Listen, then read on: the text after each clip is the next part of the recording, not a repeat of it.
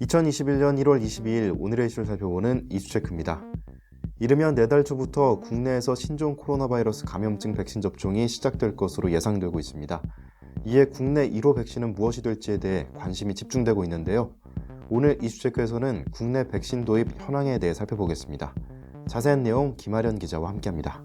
네, 안녕하세요. 김아련입니다. 네, 코로나19 백신 접종 머지않아 진행될 것 같은데 현재 정부가 계약한 해외 제약사들은 어떤 곳이 있습니까? 22일 의료계와 방역당국 등에 따르면 우리나라는 아스트라제네카, 얀센, 화이자, 모더나 등 해외 제약사 4곳과 코로나19 백신 공급 계약을 체결했습니다. 정부 관계자는 지난 20일 코로나19 백신이 국제 프로젝트인 코백스 퍼실리티를 통해 2월 초 처음 들어올 것으로 예상되며 제품은 화이자가 될 가능성이 높다고 밝혔습니다. 한편 애초에 정부가 도입 예상이 가장 빠를 것으로 예상했던 아스트라제네카 백신은 2월 중으로 허가 여부가 결정날 것으로 보입니다. 그렇다면 정부가 지금까지 확보한 백신 물량 어느 정도죠? 먼저 정부는 지금까지 코백스 외에 아스트라제네카 1,000만 명분, 얀센과 600만 명분, 화이자와 1,000만 명분, 모더나와 2,000만 명분의 공급 계약을 체결했습니다. 아스트라제네카는 2, 3월부터 단계적으로 들어오고 얀센은 2분기, 화이자는 3분기부터 들어올 예정인데요.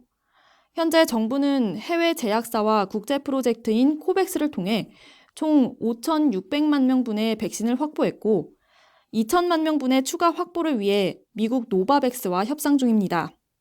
네, 해외에서는 이미 백신 접종이 시작된 상태라고요. 네, 그렇습니다. 화이자, 모더나, 아스트라제네카 등 다국적 제약사들은 이미 임상 3상을 완료하고 긴급 사용 승인 등 절차를 거쳐 미국과 유럽 등지에서 접종이 시작된 상태입니다.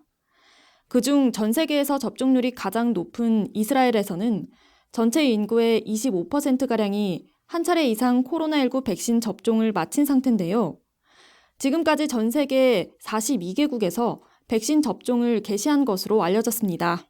네, 한편 많은 사람들이 백신 부작용에 대해 걱정하고 있습니다. 이미 접종을 시작한 국가에서는 어떤 반응입니까? 네, 이제까지 큰 부작용 사례들은 정확히 검증된 것은 없는 상태입니다. 피로감과 통증 같은 가벼운 부작용은 백신 업체들이 임상시험에서 보고한 내용과도 일치한 것으로 신체가 접종에 대한 면역 반응을 보였다는 신호라고 알려졌습니다. 얼마 전 이스라엘에서는 백신 접종 프로그램에서 다수의 백신 과다 투여 사례가 보고되기도 했는데요. 한 70대 여성에게는 무려 5회 분량의 화이자 백신이 투여된 적이 있고 40대 남성에게는 한꺼번에 2회 분량의 백신이 접종됐습니다. 이들에게 백신이 과다 투여된 구체적인 상황은 전해지지 않았고 과다 투여가 실수에 의한 것이라고 밝혀졌습니다.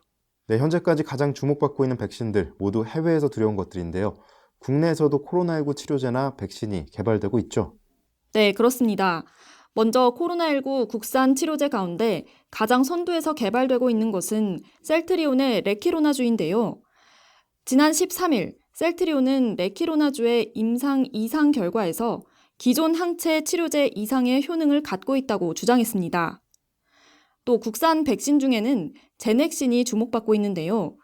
지난해 6월 임상 2분의 1 A 승인을 일찌감치 받았던 제넥신은 지난달 11일 개발하고 있던 백신 후보 물질을 갑자기 바꾸면서 난항을 겪고 있습니다. 네, 설명 잘 들었습니다. 정부에서 해외 제약사들과 백신 도입에 박차를 가하면서 화이자나 아스트라제네카 백신이 가장 먼저 도입될 것으로 보입니다. 한편 국내에서는 코로나19 치료제나 백신 개발이 당초보다 늦어질 것으로 예상되고 있는데요. 확실하고 안정적인 백신으로 코로나19 종식에 한 발 나아갈 수 있기를 기대합니다. 이상 이슈체크였습니다.